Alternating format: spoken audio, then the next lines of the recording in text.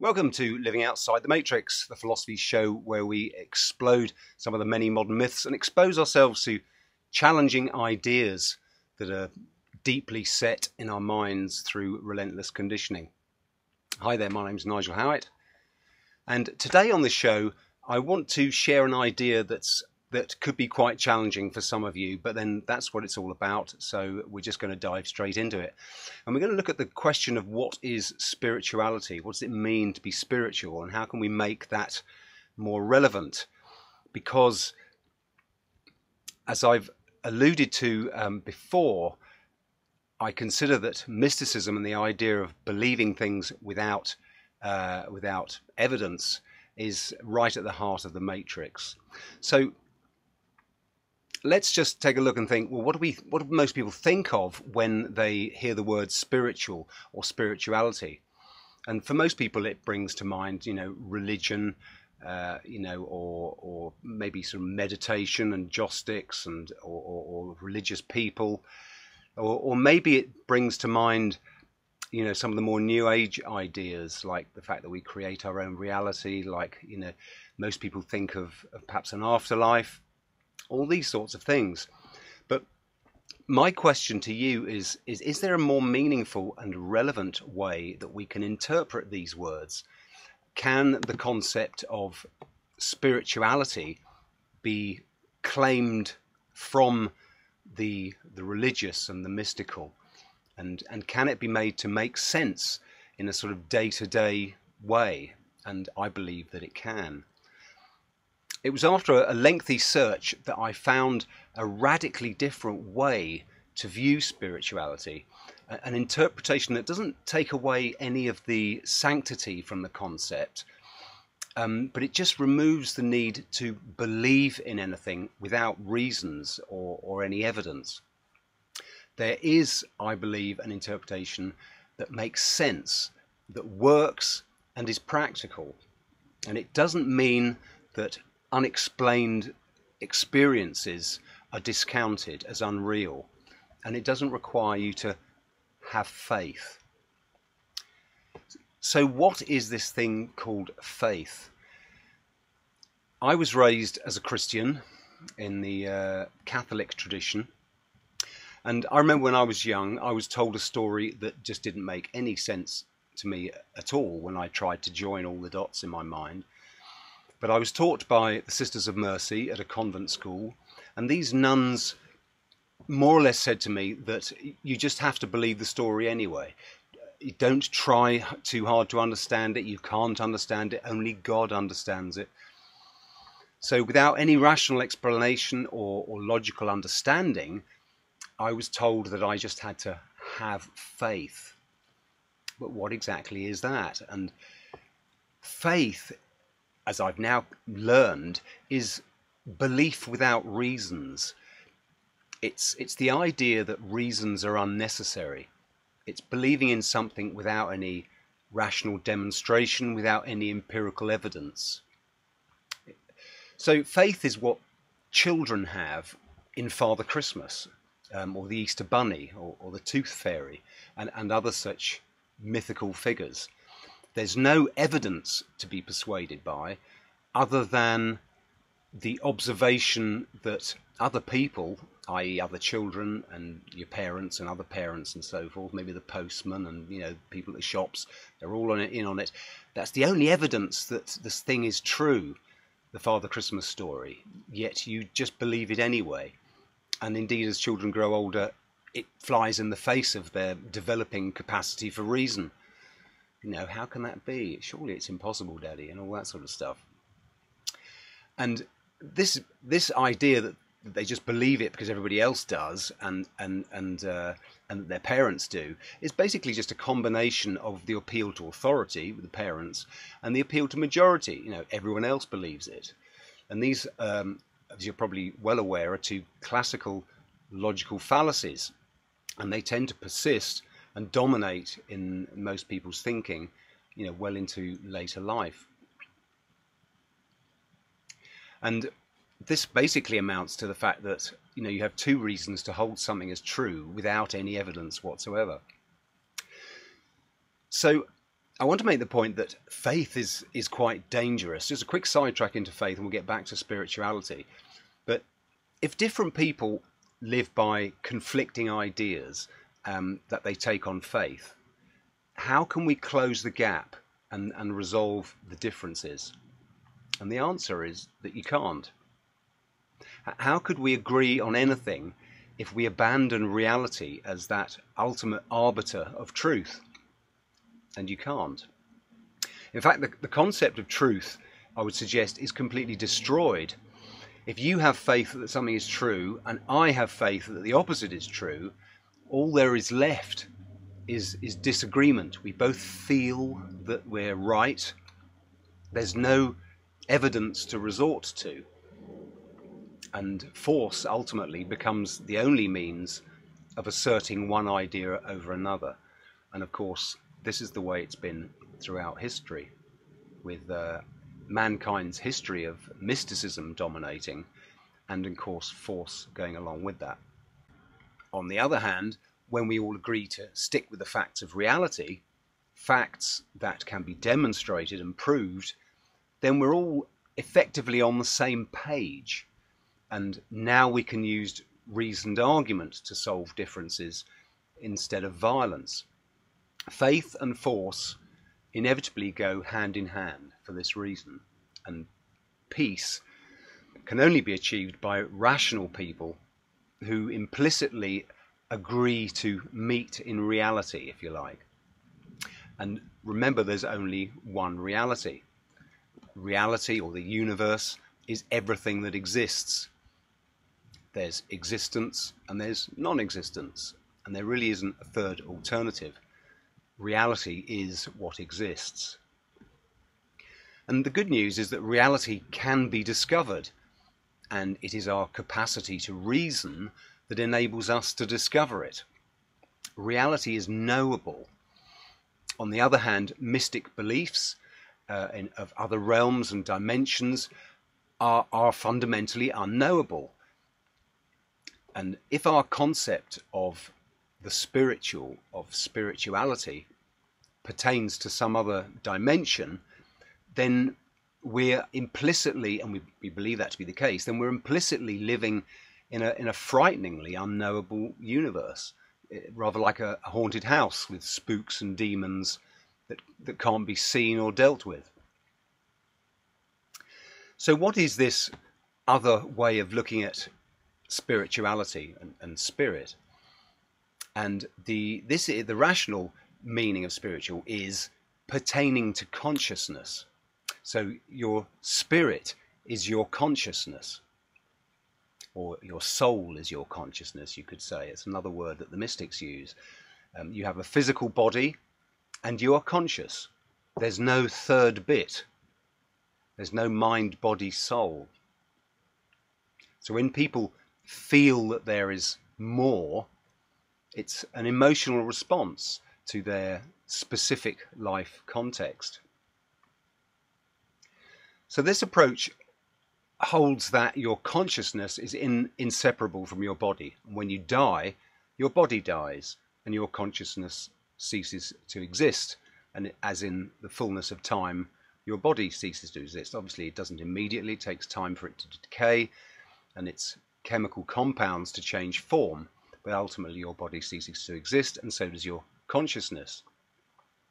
And your consciousness ceases to exist because you exercise your faculty of consciousness through your physical senses, the 5 physical senses.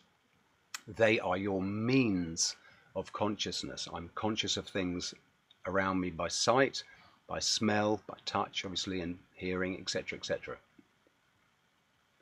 So, in spite of all the many anecdotal claims and stories about other lifetimes and reincarnation and heaven and hell, etc., the evidence overwhelmingly demonstrates that when you are dead, you cease to exist. It's understandably tempting, of course, to believe that we live on or reincarnate, but I think it's fair to say that that simply reflects the pain and difficulty that we have in accepting our own mortality, and the fact that when loved ones are gone, they are gone, and you're not going to meet them again somewhere else, nice though that idea is. And one thing that you can be absolutely certain of in life is that you are going to die, however unpleasant that fact may be to grasp. The traditional religious idea of spirituality implies another reality somewhere else other than the world in which we live. Spirit world or heaven or another dimension. And the concepts of spiritual and spirituality have always been the exclusive prevail of religions and mysticism. But I hope to spread the idea that it doesn't have to be like this. Just as we no longer believe in people being possessed by demons, when they have epileptic seizures and so forth, as mankind gains knowledge and wisdom and greater conceptual awareness, we can maybe move our ideas and our thinking on appropriately. The traditional Christian spirituality that I grew up with also gives us the idea of the Trinity, the mind, body and soul that I alluded to a moment ago. And without getting pointlessly bogged down in theology, just for the purposes of this podcast, soul is basically another name for spirit. So we'll consider that spirit and soul are the same, although some religious people might want to argue that point. The Cambridge English Dictionary defines the soul as the spiritual part of a person that some people believe continues to exist in some form after their body has died, or the part of a person that is not physical and experiences deep feelings and emotions.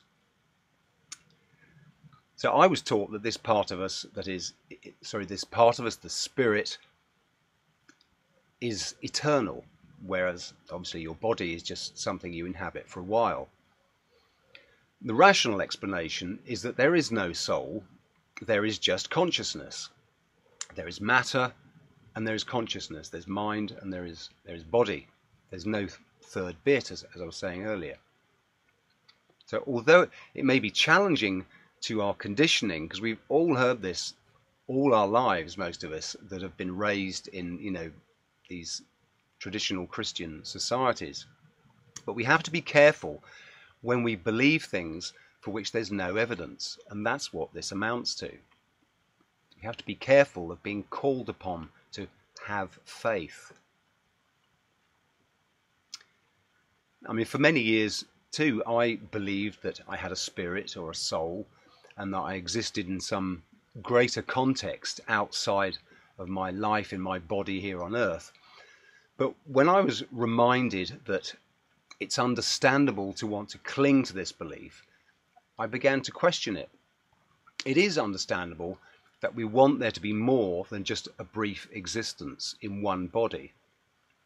But if we value the truth, if we're truth seekers, if you're a truth seeker like I am, we have to be committed to differentiating between the truth and falsehood. We must grasp this difficult idea, no matter how much we want to believe in something contrary. We have to follow the evidence when we're trying to find anything out, whether it's how to eat healthy, whether it's trying to find out about 9/11 or all of these so-called conspiracy theories. We're trying to find the truth. We're looking for evidence, and the same thing pertains to this issue of the spiritual and spirituality.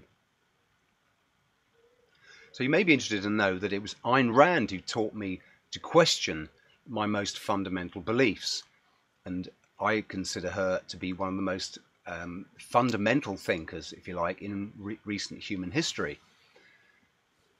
When we abandon the mystical, the fanciful, and the desired, what we want to be true, in favour of what actually is, i.e. the metaphysically given, then everything seems to begin to make sense.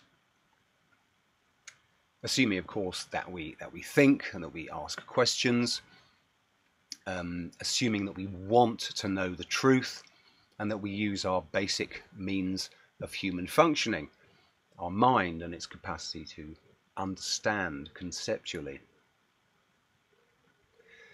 So what is spirituality in the modern day context?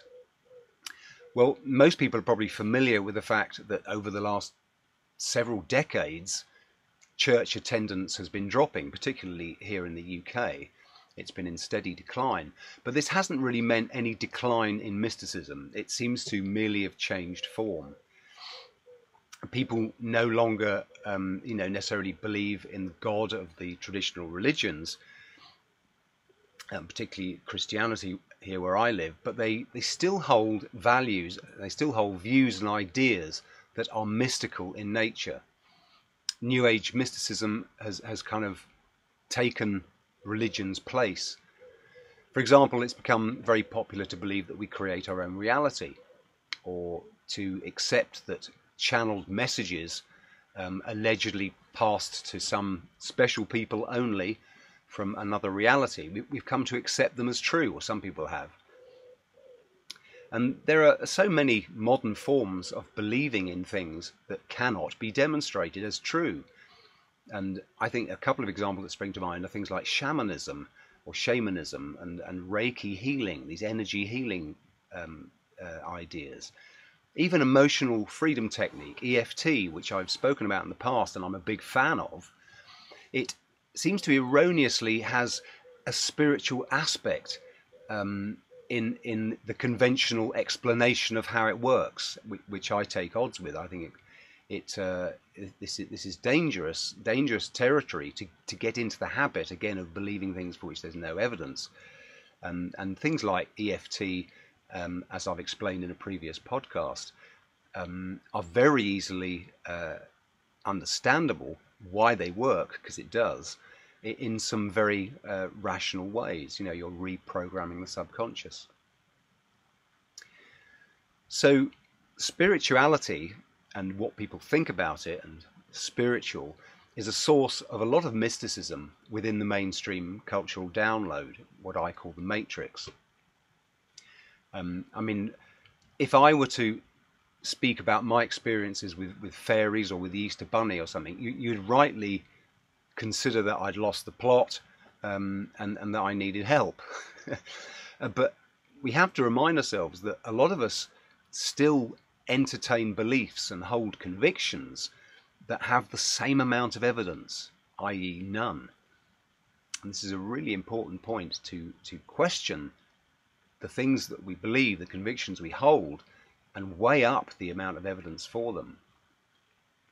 I think that the concept of the spiritual and spirituality, because of its alluring idea of the afterlife and living somewhere else, ultimately in some other greater context, because it's so appealing to us, we have to be, it can catch out a lot of otherwise fairly rational people.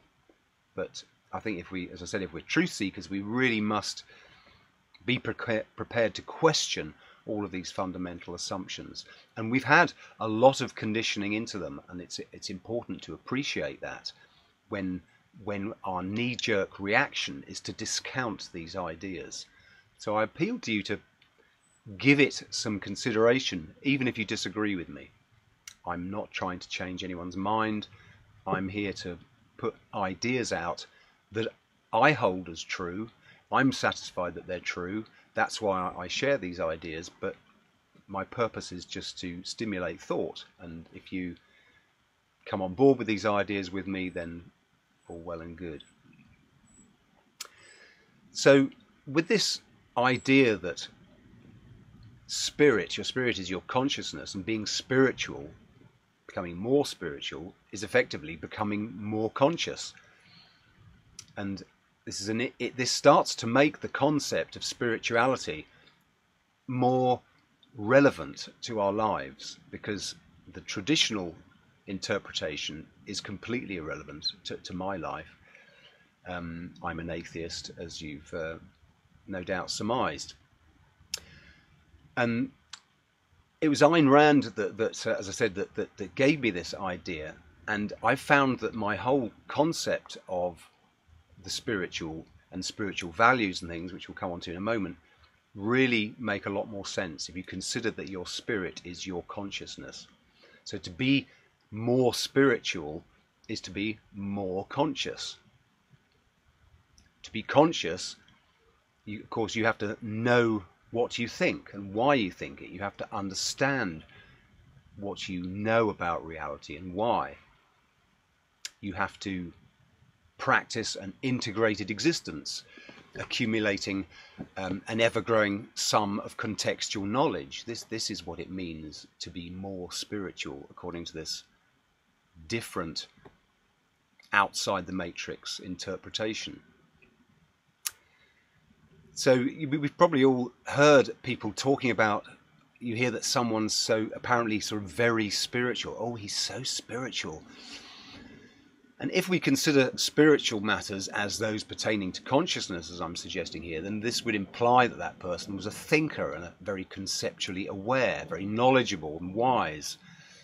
But of course, this is not the traditional meaning. Instead, if you hear someone say they're very spiritual, it can mean anything, really. It can mean anything, and therefore it means nothing.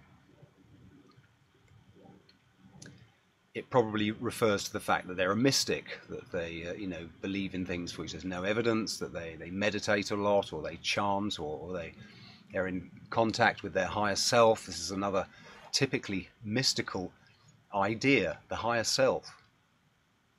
Conscious, subconscious, there's your mind. Where is the evidence for a higher self? So let's talk about spiritual values, because the idea of spiritual values start to make sense. We've talked about values in the past, and elsewhere on lawfulrebel.com I talk about values quite a lot. Morality is a code of values. But what are spiritual values? And again, because religion and mysticism has dominated the concept of spiritual and spirituality, we tend to just think of sacrifice and helping others as spiritual values. I was raised, by these Catholic nuns to believe that the more you suffer in this life, the more you sacrifice and give up, the more you earn kudos for the life afterwards. Let's have another look at spiritual values. If we're talking about spirituality as pertaining to consciousness, then spiritual values would include such things as friendship, purpose in life, things like satisfaction, understanding, self-esteem, sense of achievement, companionship, love. And all these spiritual values are not required for our immediate bodily survival, but however they very much are required to live a fully human life. Imagine a life void of those things, without love, without companionship, without self-esteem. I mean, it wouldn't be a fully human life. It would be dreadful.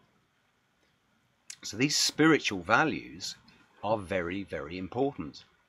And they're the difference between, existing in slavery or servitude or solitary confinement or something. Imagine, being locked up. You're alive, but you're hardly living a human life. They can literally be the difference between a life of misery and suffering on the one hand, and happiness and enjoyment and fulfillment and meaning on the other.